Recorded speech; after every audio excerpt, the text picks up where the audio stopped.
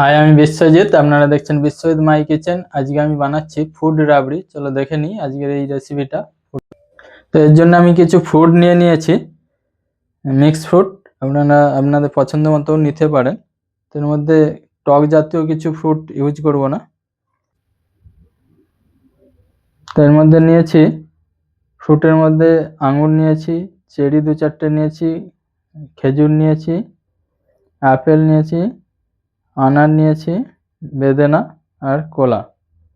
আর গার্নিশের জন্য কেশর নিয়েছি সামান্য। আর এদিকে রাবড়ি বানানোর জন্য আমি 1/2 লিটার দুধ একটা ছোট হাঁড়ির মধ্যে বসিয়ে নিয়েছি। তো এটাকে আমি ফুটিয়ে রাবড়ি বানিয়ে নেব। গ্যাসটা অন করে নিচ্ছি।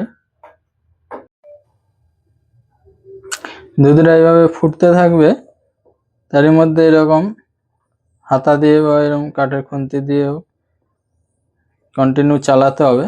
আর সাইডগুলো এর সাইডে যে সরগুলো পড়তেছে ওইগুলোকে হাঁটাতে থাকতে হবে এরকম ঘষে ঘষে, তাহলে তাড়াতাড়ি রাবড়িটা তৈরি হয়ে যাবে, মানে দুধটা গাঢ় হয়ে যাবে। এদিকে ফ্রুটগুলো কাটিং করে নিচ্ছি। আপেলটা একটু ছাড়িয়ে নিচ্ছি।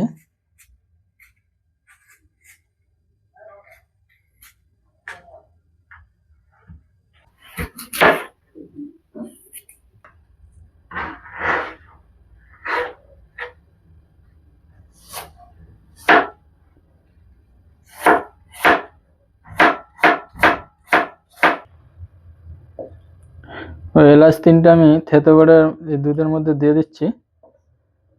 দুধটা অর্ধেক গাঢ় হয়ে আসছে, তো চিনিটা লাস্টের দিকে দেবো।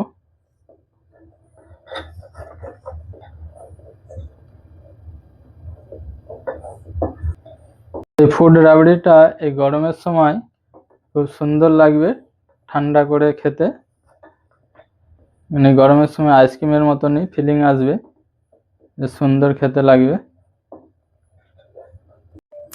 দুধটা এরকম ফুটতে থাকবে আর আপনাকে হাতাটা এরকমভাবে চালাতেই থাকতে হবে, নাহলে এই সাইডগুলো দেখুন, এই সাইডে সাইডে সব সর জমে যাচ্ছে, ওগুলোকে ছাড়িয়ে নিতে হবে। তবে এই যে রাবড়িটা আপনার তাড়াতাড়ি গাঢ় হবে এবং ভালো হবে। এইভাবে চালিয়ে যেতে হবে।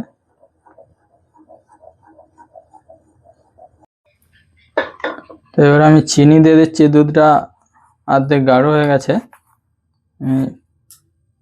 1/2 লিটার দুধের জন্য 2 চামচ চিনি দিচ্ছি।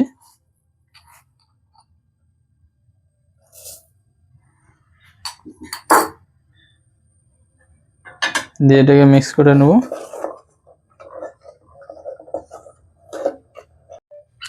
রাবড়িটা হয়ে গেছে, তো আমি এটাকে ঠান্ডা করে নেব। ঠান্ডা জলের মধ্যে বা বরফ দিয়ে, আমি এতে হালকা বরফ জল দিয়ে এটাকে ঠান্ডা করে নিচ্ছি।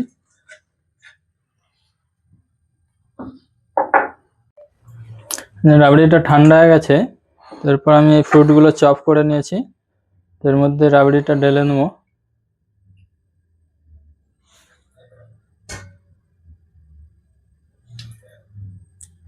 রাবড়িটা পুরোটা দিয়ে মিক্স করে নেব। এর মধ্যে আরও দেবো সামান্য ফ্রেশ ক্রিম, দিলে আরও টেস্টটা সুন্দর হবে।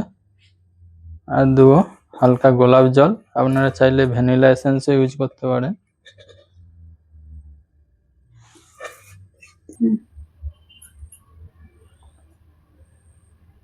সামান্য এতে গোলাপ জল দিয়ে দিচ্ছি ফ্লেভারের জন্য, টেস্টের জন্য। এটাকে মিক্স করে নেব। আর এর আগে হালকাই আমুলের ছোট ফ্রেশ ক্রিম দিয়েছিলাম, হালকা সামান্য 2-3 চামচ, টেস্টটা ভালো করার জন্য। দিয়ে এটাকে মিক্স করে নেব।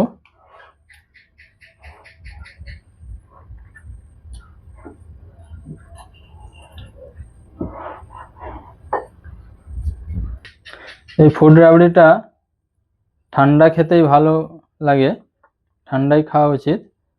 তো আমি এরকম কাপেতে রেখে ফ্রিজের মধ্যে ঠান্ডা করে নেব, নিলে খেতে খুব সুন্দর লাগবে। দেখুন, ঠিক আইসক্রিমের মতন। এই গরমের সময় ফুড রাবড়ি খুব সুন্দর খেতে লাগে।